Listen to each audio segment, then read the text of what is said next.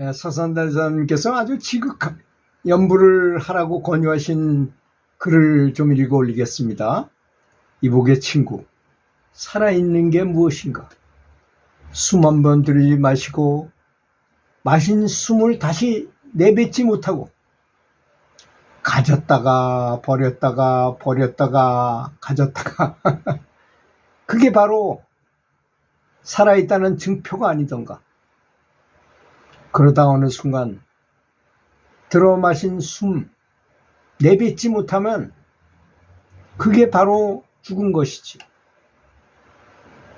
어느 누가 그 값을 내라고 하지 않는 공기 한 모금도 가졌던 것을 버릴 줄 모르면 그게 곧 저승 가는 것인 줄 뻔히 알면서 어찌 그렇게 이것도 내 것 저것도 내 것 모두 다 내 것인 양 움켜쥐려고만 하시는가.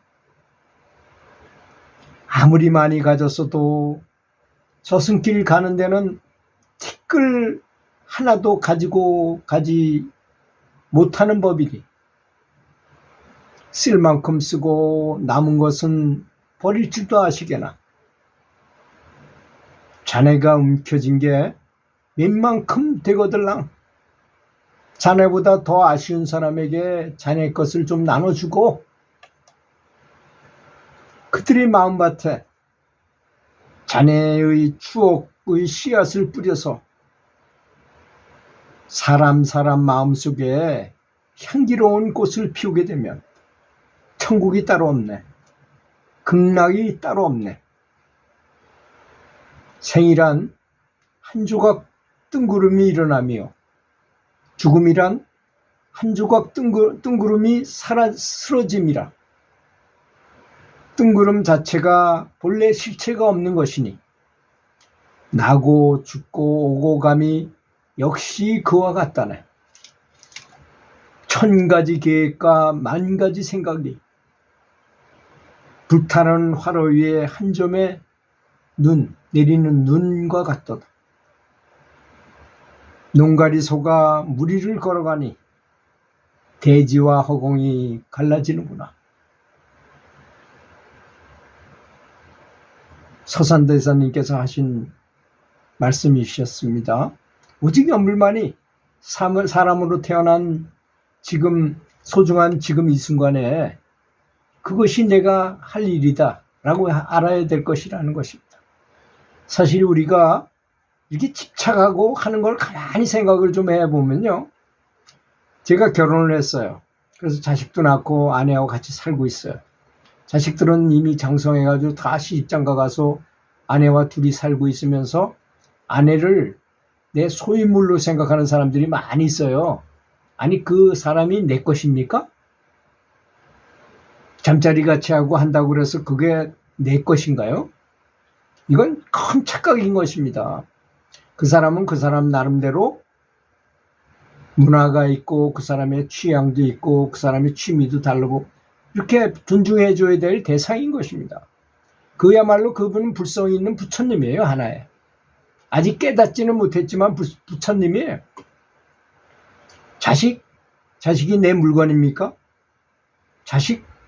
자식을 우리는 신의 대리인으로서 신처럼 잘 살 수 있도록 자라게 해서 그들이 자발적으로 자립하도록 하는 것이 바로 부모가 해야 될 일일 뿐인 것입니다. 그래서 미국 사람들이 아주 잘하는 것 같아요. 아주 독립적으로 키워서 20살 이상이 되면 네가 먹고 살아라. 나는 너한테 아무것도 물려주지 않겠다 하잖아요. 그런 것이 좋은 것입니다. 아무것도 없이 그저 부모의 요새 보니까 제가 나이가 들어서 여러 사람들을 보니까 자식들 돈 대주느라고 자기 그 장고가 없어요. 다 가진 재산을 다 자식들 먹고 사는데 다 도와주고 그러고 있어요. 그건 좋지 않은 일이라고 저는 생각합니다. 이런 걸 점점 정화하고 집착을 버려야 한다는 말은 참 여러 가지, 사실 가장 큰 집착을 버린다는 것이 어떤 의미가 있겠습니까? 바로 내 목숨마저도 우리 사람 중에 사람에게 가장 큰 집착이 뭐냐면 바로 생명에 대한 집착인 것입니다. 살고자 하는 집착이 아닌 것 같지만 그 원리를 내가 왜 화나는가, 내가 왜 기뻐하는가, 내가 왜 슬퍼하는가를 다 이렇게 분석해가지고 그 밑을 내려다보면 다 거기에는 내가 죽을 뻔했구나, 나의 생존에 관한 문제가 가장 커요. 그런 게 없다고 생각해 보세요. 무슨 화낼 일이 뭐가 있고 기뻐할 일이 뭐가 있고 그렇습니까? 그렇지 않습니까?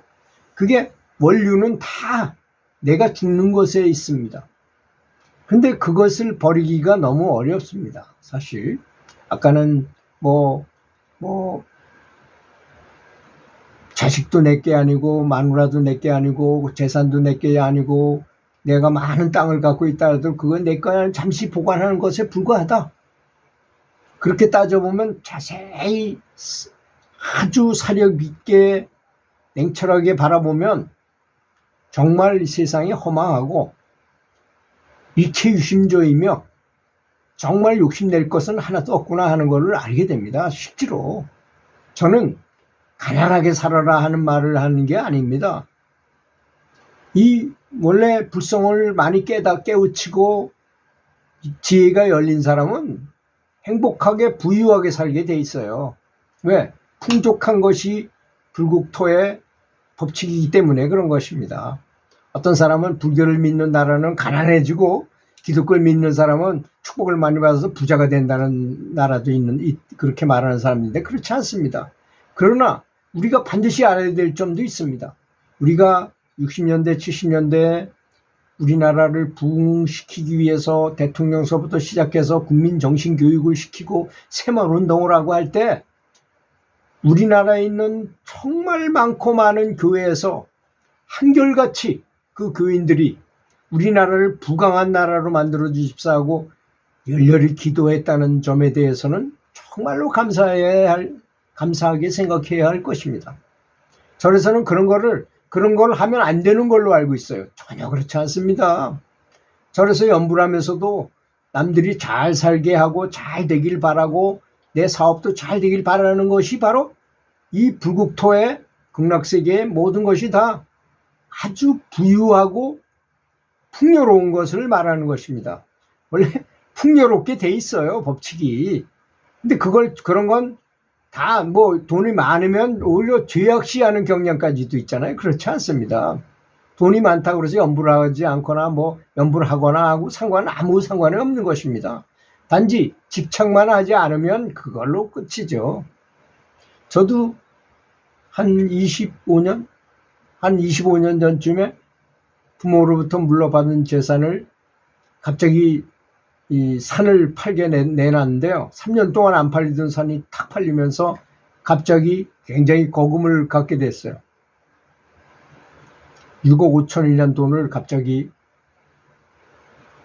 갖게 됐는데 그때 우리 사업을 하고 있었어요. 우리 집안 식당 사업을 해가 잘 됐거든요. 그래서 그걸 아내를 주면 안 될 것 같은 느낌이 들었어요. 하여튼 좌우지간. 그래서 그거를 제가 그냥 간수하고 있었습니다. 근데 전혀 집착을 안 했어요. 전혀. 돈에 대해서. 그냥 돈이 그냥 있구나. 그래서 그때부터 이런 생각을 했어요. 여기 안주머니에 1억, 이쪽 주머니에 1억, 뒷주머니에 1억, 양쪽 바지 주머니에 1억씩. 6억이 항상 들어있다고 생각하자. 생각은 내 자유니까 그렇지 않습니까? 그럼 마음이 그냥 난 돈 부자인 사람이야 이렇게 생각하면 그만이고 나는 사실 담배도 안 피죠. 술도 안 먹지. 고기도 안 먹지. 돈 쓸 데가 없더라고요. 돈을 하나도 안 썼습니다. 단지 그 부동산 펀드에다가 넣어가지고 4천만 원 잃었고 근데 건물들 사고 이렇게 그냥 땅을 샀으면 더 좋았을 걸 건물을 사가지고 상가를 사가지고 이렇게 하다가 손해는 좀 봤지만 하여튼 그냥 다 아내한테 주고 말았어요. 한 10억 불려가지고 주려는데 그거는 실패했습니다. 전문가가 아니니까 그런 것 같아요. 그 전문가한테 물어보고 했는데 그것이 오히려 패착이더라고요.